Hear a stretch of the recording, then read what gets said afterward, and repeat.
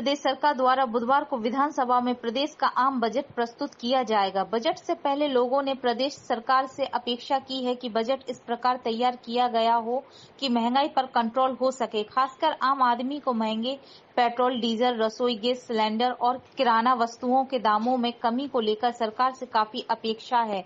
Budget को लेकर जो हमने लोगों से चर्चा की तो ज्यादातर लोगों ने महंगाई को कम करने के लिए सरकार से अपील की है। तो वहीं चैम्बर ऑफ कॉमर्स ने व्यापारियों पर लगने वाले अलग अलग टैक्स में कटौती करने की मांग सरकार से की है। चैम्बर ऑफ कॉमर्स ग्वालियर के अध्यक्ष प्रवीण अग्रवाल का कहना है कि चैम्बर ऑफ कॉमर्स ने बजट को लेकर महत्वपूर्ण सुझाव भी सरकार को दिए हैं। देखना यह होगा सरकार उन सुझावों पर कितना अमल करती है, जिसमें व्यापारियों पर प्रोफेशनल टैक्स कम करने और कलेक्टर गाइडलाइन की नियमावलियों में सुधार की जरूरत है। महंगाई तो है काफ़ी है। बस यही सोच रहा हूँ कि पेट्रोल वगैरह थोड़ा सा कम हो जाए, रेट वगैरह कम हो जाए, उसके डीजल का भी थोड़ा सा कम हो जाए तो फ़र्क पड़ेगा काफ़ी मेरे हिसाब से। तो सर, अभी जो बजट आया था वो आम जनता के हिसाब से नहीं था और आम जनता इस चीज़ को बहुत सफ़र कर रही है। बड़े अधिकारी, बड़े लोगों के लिए आम बजट से कोई मतलब नहीं होता, लेकिन एक आम जनता को लेकर अगर हम बजट बनाएंगे तो उससे एक आम जनता का भी भला होगा। सरकार को इस तरफ बिल्कुल ध्यान देना चाहिए। जिस तरह पेट्रोल के, गैस के और ये अन्य सब्जी वगैरह के जो दाम बढ़े, इससे आम जनता का जो रहन सहन की व्यवस्था है वो पूरी अस्त व्यस्त हो गई है।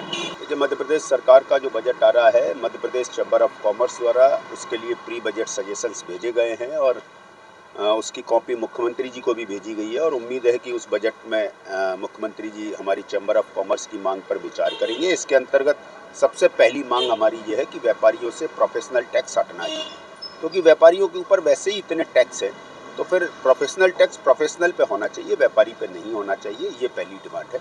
दूसरी डिमांड ये है कि जो कलेक्टर गाइडलाइन है वो मॉर्गेज की दृष्टि में या अन्य कई दृष्टि में हमारे मध्य प्रदेश में बहुत ज़्यादा है, जिससे औद्योगिक विकास पिछड़ रहा है। तो उसका समीपवर्ती प्रदेशों की तुलना में हमारे यहाँ की कलेक्टर गाइडलाइन प्रतिस्पर्धात्मक होना चाहिए।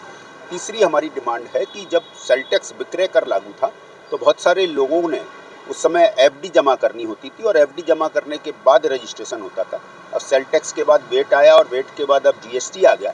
वो एफडी अभी तक जमा है, वो ना सरकार के काम की हैं और व्यापारी के काम आ नहीं रही हैं, तो वो सारी एफडी भी वापस की जाए। इसके साथ पेट्रोल डीजल के ऊपर जो वेट टैक्स है वो समीपवर्ती प्रदेशों की तुलना में अधिक है, इसलिए यूपी और मध्य प्रदेश के अंदर बहुत बड़ा अंतर है, जिससे हमारे पेट्रोल पंप के व्यवसायी भी प्रभावित होते हैं और आम जन भी बहुत प्रभावित हो रहा है। तो वो भी तुलनात्मक अध्ययन करके उसको समीपवर्ती प्रदेशों से ज़्यादा नहीं होना चाहिए। ये सारी डिमांड के साथ हमने मुख्यमंत्री जी को भेजा। देखिए, सिलेंडर की जो बात है वो सेंट्रल गवर्नमेंट का मामला है, वो सेंट्रल गवर्नमेंट से बात की थी। ये राज्य का शासन का बजट है, तो राज्य शासन के बजट में जो चीज़ें वेट पे आती हैं उस चीज़ को बताया। हालांकि सिलेंडर की कीमतों में भी राज्य शासन अपने करों में कटौती करके उसको नियंत्रित कर सकती है। निश्चित रूप से करना भी चाहिए उसे, क्योंकि जो आम जन से जुड़ी हुई चीज़ें हैं उसमें सरकार को ये सोचना चाहिए कि हमारे समीपवर्ती प्रदेशों से अधिक ना हो, जिससे हमारे यहाँ व्यापारिक और औद्योगिक विकास भी बढ़ेगा और हमारे यहाँ का प्रदेश का जो व्यक्ति है वो खुश रहेगा।